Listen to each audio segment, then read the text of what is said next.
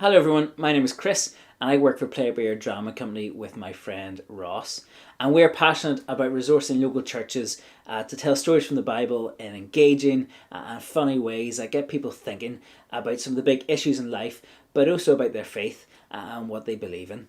And we love our jobs and we love getting the chance to tell stories, because stories are such a powerful way that for us as humans that we connect with each other and that we connect with our faith.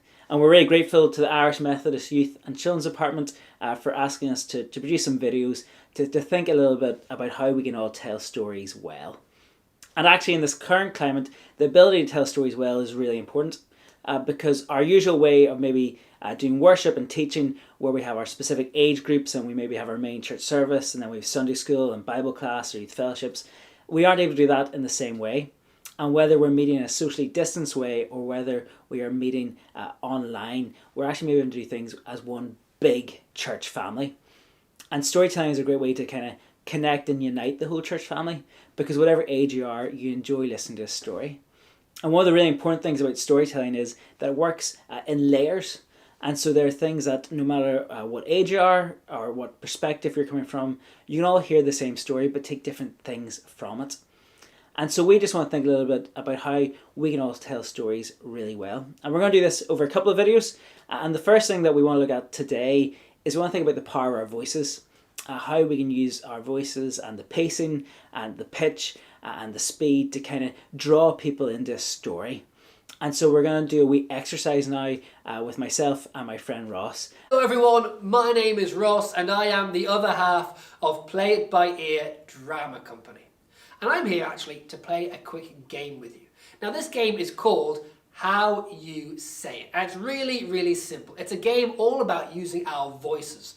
So, what I'm going to do is I'm going to say a phrase. The phrase is teeny tiny toast.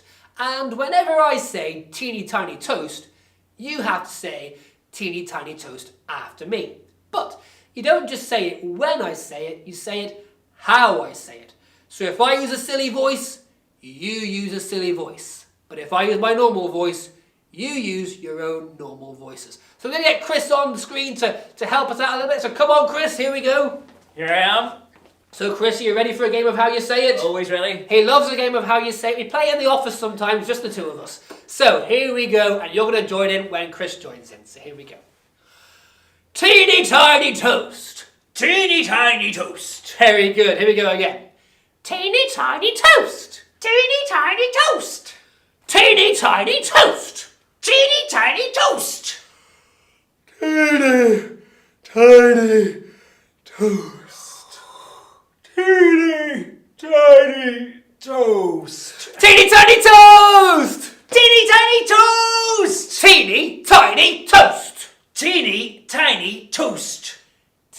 tiny toast. Teeny tiny toast. Teeny tiny toast. Teeny tiny toast. Teeny tiny toast. Teeny tiny toast. Excellent. Well done, everyone. I'm sure you did an absolutely brilliant job. Now, that game is really, really useful for getting us used to using our voices in lots and lots of different ways. You see, when we're doing drama, or when we're doing a talk, or anything up front, it's good to make sure we're not speaking in one sort of monotone the whole time and it sounds really boring. Instead, we vary our voices. Sometimes they speed up, sometimes they slow down. Sometimes we speak a bit louder, sometimes we speak a bit quieter. And that way we keep the audience's attention. It's a really useful trick. So just remember that next time you're doing something up front, make sure you use your voice to the full capacity. Well, I hope you didn't feel too silly doing all those ridiculous voices, but it is a great way for us to think about how we can use our voice in lots of different ways to draw people in and to really add a little bit of colour to a story. And if you want to practice that a little bit more, what I maybe suggest for the rest of the week is choosing a different Bible story, a different passage from the Bible each day, and just practice reading it out loud and thinking about the bits where you might slow down, the bits where you might speed up, the bits where you might pause for emphasis and get people to reflect. And it would be maybe good to just to read it a couple of times out loud, and each time just choose to read it in a slightly different way.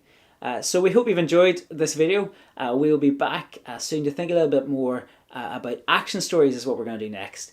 and some simple ways that you can really make a story very interactive and enjoyable for the whole family.